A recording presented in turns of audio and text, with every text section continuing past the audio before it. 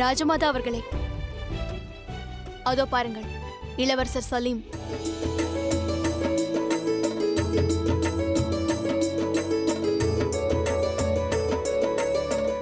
பார்த்தீர்களா ஜோதா பேகம்? நான் தான் கூறினேனே, இளவரசர் சலீம் தனது இருப்பிடத்தை விட்டு செல்கிறார். அனைத்தும் விரைவிலேயே சரியாகிவிடும். நான் இதை உடனடியாக ஷேன்ஷாவிடம் கூற வேண்டும். அவரும் மிகவும் மகிழ்ச்சி அடைவார். நல்ல சம்பந்தத்தை வேண்டாம் என்று சொல்லிவிட்டாயா? இவர் பிடிக்கவில்லை, அவர் பிடிக்கவில்லை என்றாய். உனக்கு எப்படிப்பட்ட வரந்தான் வேண்டும்?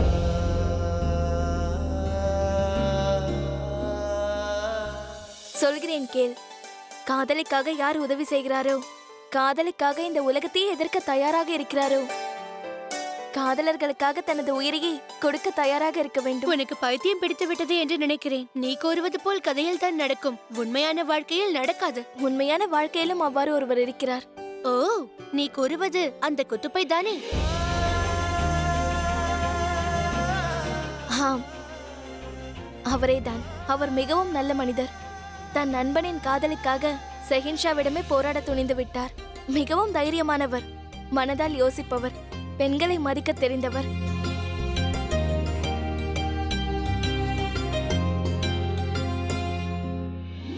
அப்படிப்பட்ட கணவர் தான் வேண்டுமா?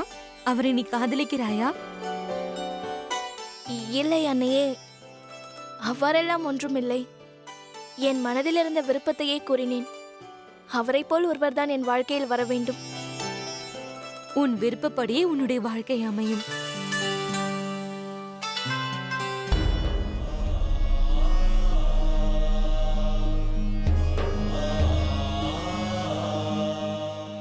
சலாம் ஷெஹின்ஷா, தங்களுக்கு உணவு எடுத்து கொண்டு வந்திருக்கிறோம். எனக்கு பசி இல்லை, அதை எடுத்துச் செல். அந்த உணவை அங்கேயே வையுங்கள்.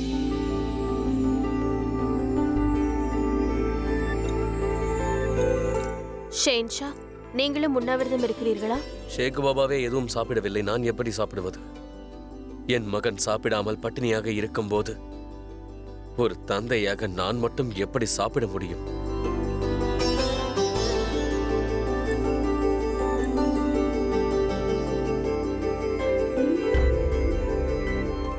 உங்கள் சலீம் இயல்பு நிலைக்கு திரும்பிவிட்டார்?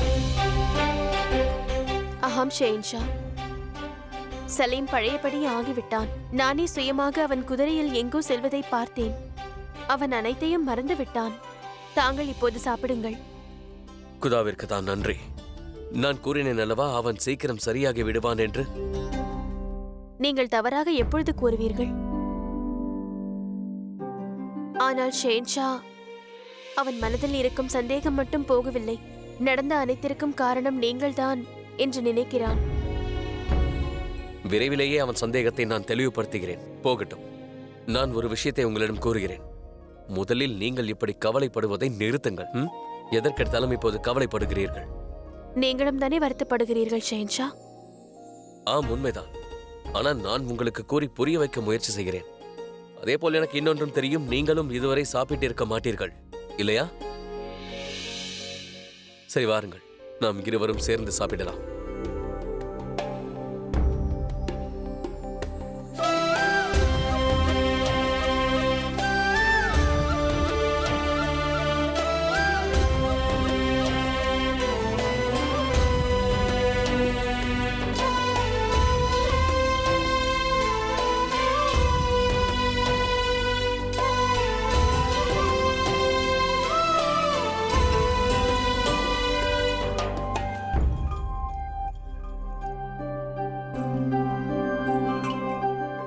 ஷெஹின்ஷா அவர்களுக்கு வெற்றி உண்டாகட்டும். உங்கள் கட்டளைப்படி உங்களை சந்திப்பதற்கு அனைவரும் வந்திருக்கிறார்கள். சரி, அனைவரையும் இங்கே உள்ளே வர சொல்லுங்கள்.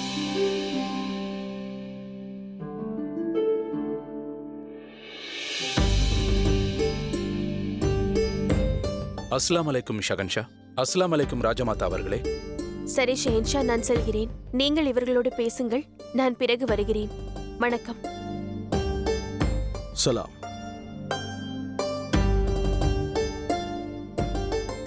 நான் கூறியது போலவே ஃபரானை கொன்றது யார் என்பதை நீங்கள் கண்டுபிடித்து விட்டீர்களா? நாங்கள் விசாரித்த வரையில் அவனுடைய முதுகில் ஏதோ ஒரு காட்டு மிருகம் தாக்கியது போல் உள்ளதாம். ஏதோ ஒரு விலங்கு அவனை பின்பக்கமாக தாக்கியிருக்கும் என்று நான் நினைக்கிறேன்.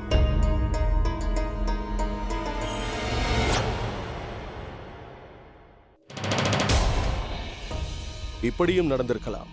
யாரோ ஒருவன் மிருகத்தின் நகங்களை அணிந்து கொண்டு ஃபரானை தாக்கி இருக்கலாம். ஒருவேளை அப்படியும் நடந்திருக்கலாம். ஹைதர், உனக்கு ஏன் அப்படி தோன்றுகிறது? அப்படி யார் ஃபரானை கொன்று இருப்பார்கள்?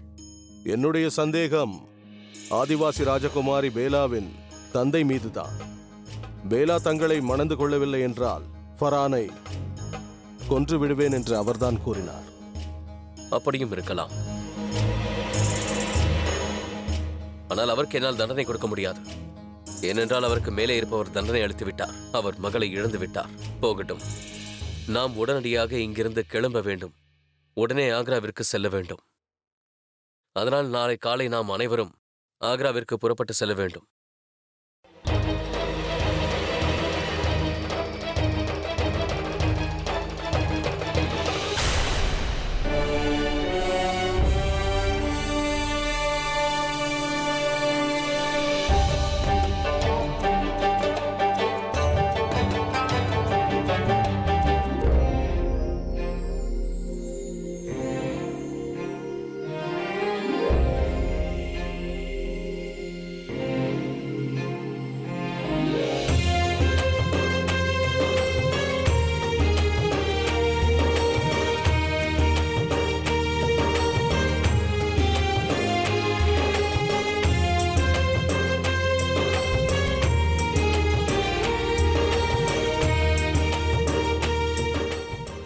இன்று அனைத்தையும் உன்னிடம் கூறப்போகிறேன் நண்பர்களே.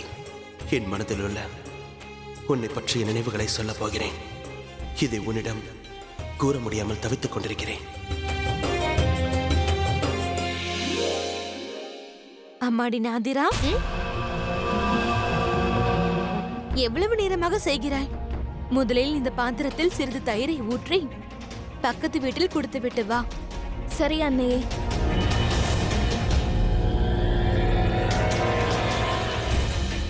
நீயும் மீண்டும் என்னை ஏய் பெண்ணை என்று அழைக்காதே. என்னுடைய பெயர் நாதிரா ஆகும். நான் ஏன் மன்னிப்பு கேட்க வேண்டும்? இவன் தான் என்னை தள்ளியது, அதனால் இவன் தான் மன்னிப்பு கேட்க வேண்டும். நான் என்ன பார்த்தேன் என்றால், இவரின் அம்பு காதரின் மேல் பட்ட பிறகு அவன் மரத்திலிருந்து கீழே விழுந்து விட்டான். இந்த வழக்கில் நான் எடுத்திருக்கும் இறுதி முடிவு என்னவென்றால், காதர் உடல்நிலை சரியாகும் வரையில், அவனுக்கு நினைவு திரும்பும் வரையில் அவனது பொறுப்புகளை சலீம் தான் பார்த்துக் கொள்ள வேண்டும்.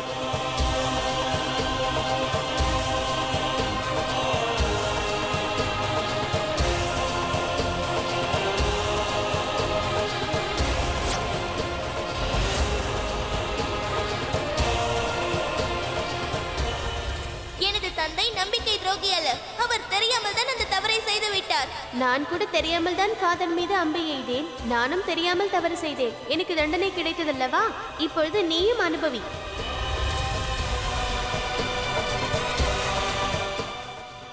இவள் நாதிரா. இவளால் தான் என் சிறு வயது வாழ்க்கை பாழாகிவிட்டது. இவள் காரணமாகத்தான் தந்தை எனக்கு தண்டனை கொடுத்தார். இவள் வேண்டுமென்றே என்னிடம் நாதிரா என்ற உண்மையை கூறாமல் மறைத்து விட்டாள். மற்றவர்களைப் போலவே இவளும் என்னை ஏமாற்றிவிட்டாள்.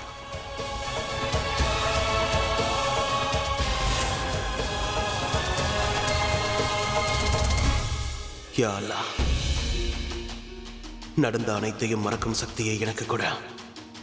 இனி வாழ்நாளில் இவளை மீண்டும் நான் சந்திக்கவே கூடாது.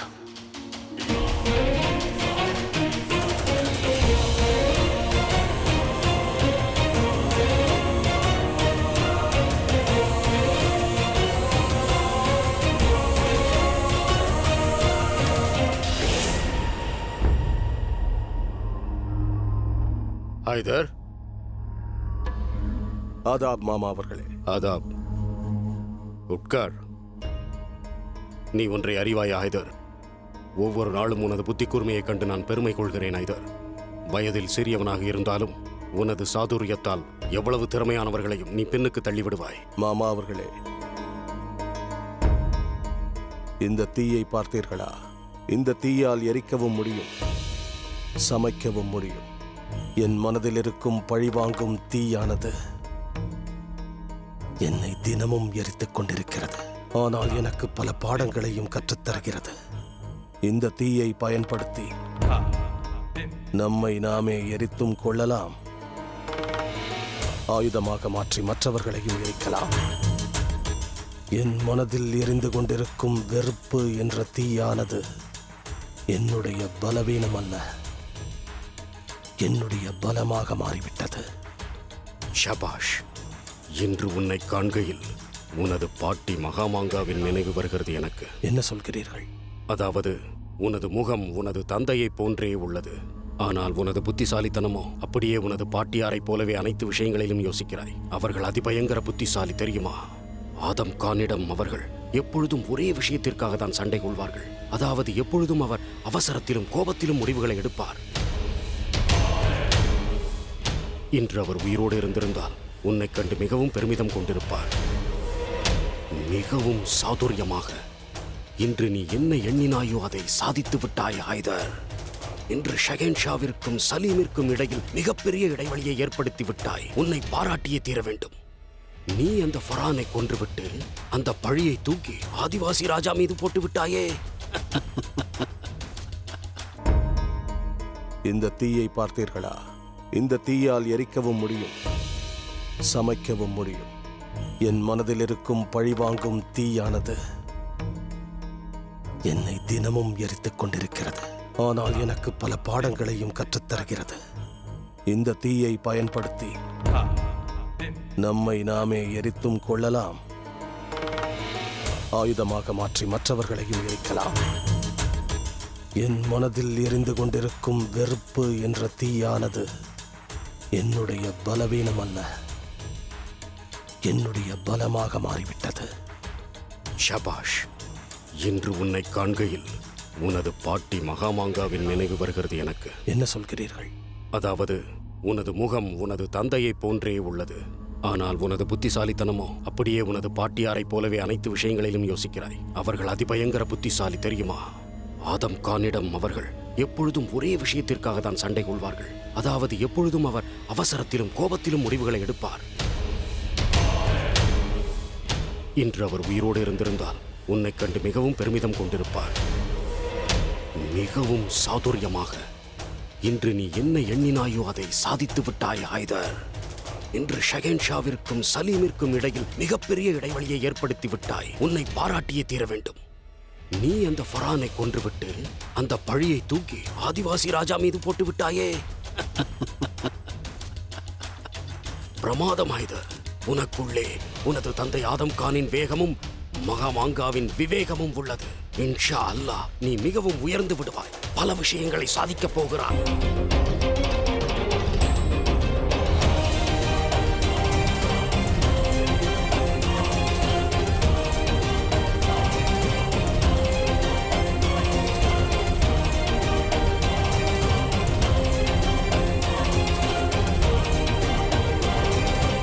ஷேன்ஷா, சலீமின் மனதில் இன்னமும் நீங்கள்தான் ஃபரானை கொலை செய்ததாக நினைத்துக் கொண்டிருக்கிறான்.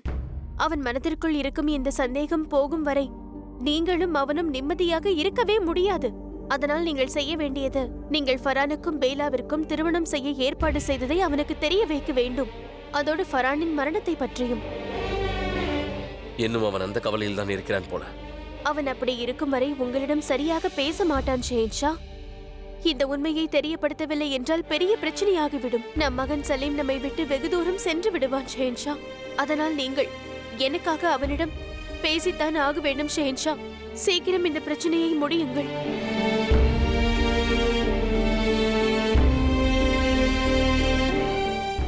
ஷேன்ஷா, எனக்கு முழு நம்பிக்கை உள்ளது.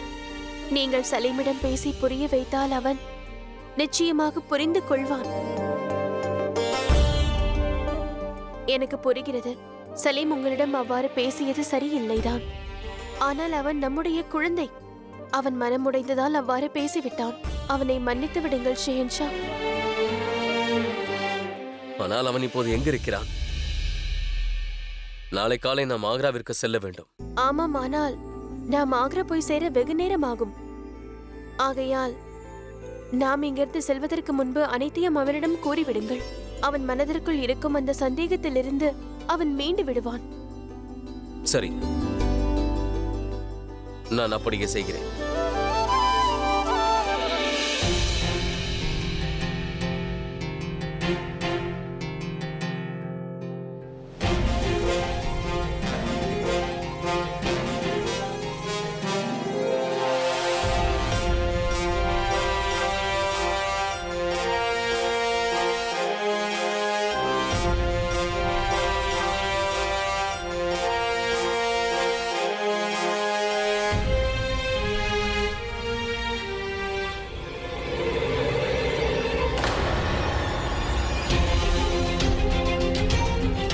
அம்மாடி நாதிராம், கூறுங்கள் அண்ணையே. நாதிராம், அம்மாடி நாதிராம், நாதிராம், அம்மாடி நாதிராம், நாதிராம், அம்மாடி நாதிராம். நிறுத்துங்கள்!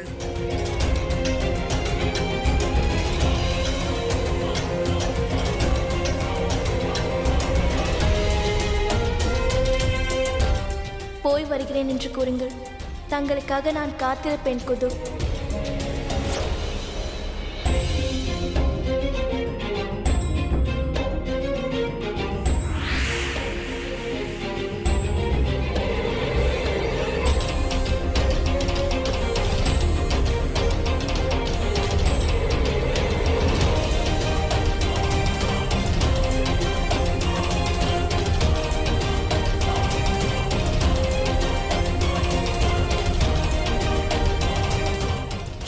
சென்று விடு, சென்று விடு!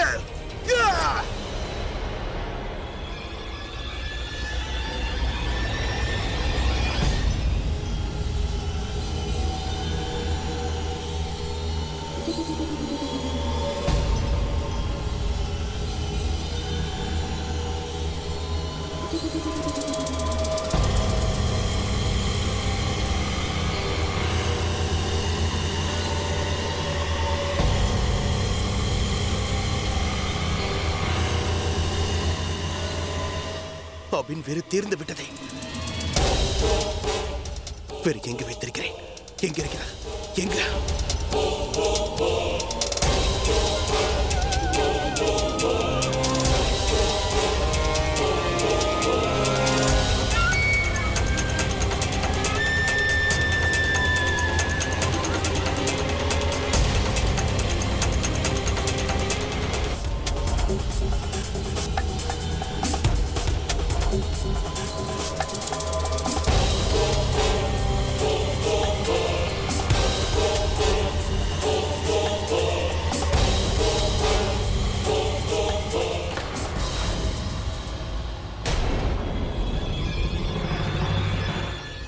என்ன காரியம் செய்கிறாய் சலீம்? நீ என்ன செய்து கொண்டிருக்கிறாய்? நீ அபினை எடுத்துக் கொள்கிறாயா? அந்நியரை என்னிடம் கொடுங்கள், அது எனக்கு தேவை. இல்லை எனக்கு சலீம், கொடுத்து விடுங்கள். நான் கொடுக்க எனக்கு கொடுத்து மாட்டேன். விடுங்கள். இல்லை அந்நியரை சலீம், கொடுத்து நான் விடுங்கள். சொல்வதை தயவு செய்து கேள். கொடுங்கள். இல்லை சலீம், முடியாது. உனக்கு என்ன வயிற்று சலீம்? இந்த அபின் இது மிகவும் கெடுதலானது. இதை என் மகன் எடுத்துக்கொள்வதை நான் நிச்சயம் விரும்ப மாட்டேன். இந்த பழக்கத்தை அந்த நயவஞ்சகி ரேஷம் தான் பழக்கிவிட்டாள். ஆனால் இந்த பழக்கத்தை நீ மறந்திருப்பாய் என்று நினைத்தேன். ஆனால் நீ இப்பொழுதும் இந்த அபினை எடுத்துக் கொண்டிருக்கிறாய்.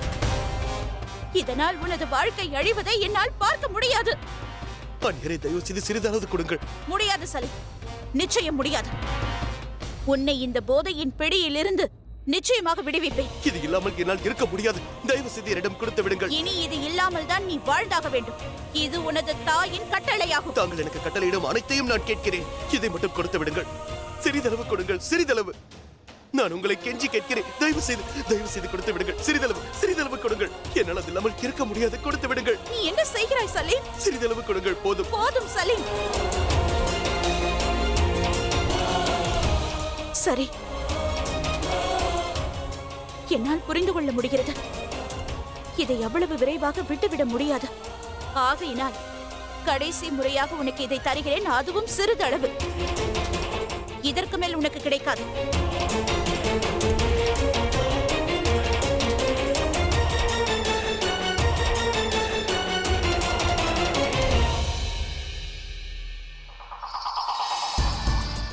இதைத்தானே நான் எதிர்பார்த்தேன். நீ எப்பொழுதும் எனக்கு அடிமையாக இருக்க வேண்டும். ஹுதாவின் விளையாட்டை பார்த்தாயா? இதற்கு அடிமையாக்கியது நான் தான் என்றே உனக்கு தெரியவில்லை.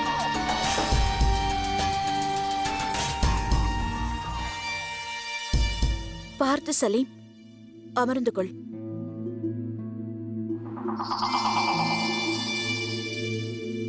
இதோ பார் சலீம், நான் ஒப்புக்கொள்கிறேன். ஷெஹன்ஷாவிற்கும் உனக்கும் ஏற்பட்ட பிரச்சனையினால் இது உனக்கு மிகவும் தேவைப்படுகிறது. ஆனால் சலீம், உனது கோபம் ஷெஹன்ஷா மீதுதான். அதற்காக நீ ஏன் உன்னையே வருத்திக் கொள்கிறாய்? சலீம், கோபத்தை உன் மனதிலிருந்து எடுத்துவிடு. ஷெஹன்ஷா உன் மீது பாசம் வைத்திருக்கிறார். இது ஏதோ ஒரு சிறு தவறு. இல்லை, அவருக்கு என் மீது எந்த பாசமும் இல்லை. எந்த பாசத்தை பற்றி பேசுகிறீர்கள் தாயே? தாங்கள் யாரை பற்றி எல்லாம் கூறுகிறீர்களோ அவர்கள் என்னை ஏமாற்றியுள்ளார்கள். யாருக்கெல்லாம் என் மனதில் இடம் கொடுத்தேனோ அவர்கள் அனைவரும் என்னை ஏமாற்றி விட்டார்கள். அன்னைக்கே ஷெஹன்ஷாவை பொறுத்தவரை அவரிடம் காதலுக்கும் இடமில்லை, பாசத்துக்கும் இடமில்லை. அப்படி இருந்தால் அவனை கொன்றிருக்க மாட்டார். என்ன செய்வது? அவர் ஷெஹன்ஷாவாயிற்று. அவரை பொறுத்தவரை அனைவரும் அவரது அடிமைகள் தானே. அவரை எதிர்த்து யாரால் என்ன செய்ய முடியும்? யாராலும் அவரை எதிர்க்க முடியாது. அதோடு என் அன்னையார், அதான் ராஜமாதா அவர்களும் அவருக்காக தான் பரிந்து பேசுகிறார்கள், தன் கிரீடத்தை தக்க வைத்துக் கொள்ள. எனக்கு நன்றாக தெரியும், அவர்கள் மீண்டும் வருவார்கள். என்னை சமாதானப்படுத்த வருவார்கள். ஷெஹன்ஷா செய்தது சரி என்றும் நான் செய்தது தவறு என்றும் சொல்லுவார்கள். அவர் செய்யும் தவறை வேறு ஒருவர் மீது போட்டு விடுவார். அவர் எந்த சட்டத்திட்டத்தையும் பின்பற்றுவது கிடையாது. அவர் என்ன நினைக்கிறாரோ அதையே தான் செய்வார். யாரை வேண்டுமானாலும் கொலை செய்வார், யாரை வேண்டுமானாலும் திருமணம் செய்து கொள்வார். அவரை பொறுத்தவரை எதுவுமே தவறு கிடையாது. மிகவும் பிரமாதம் ருக்கையா. சிறு வயதில் சலீமின் மனதில் நான் ஏற்படுத்திய அந்த வெறுப்பு அது நன்றாக வேலை செய்கிறது.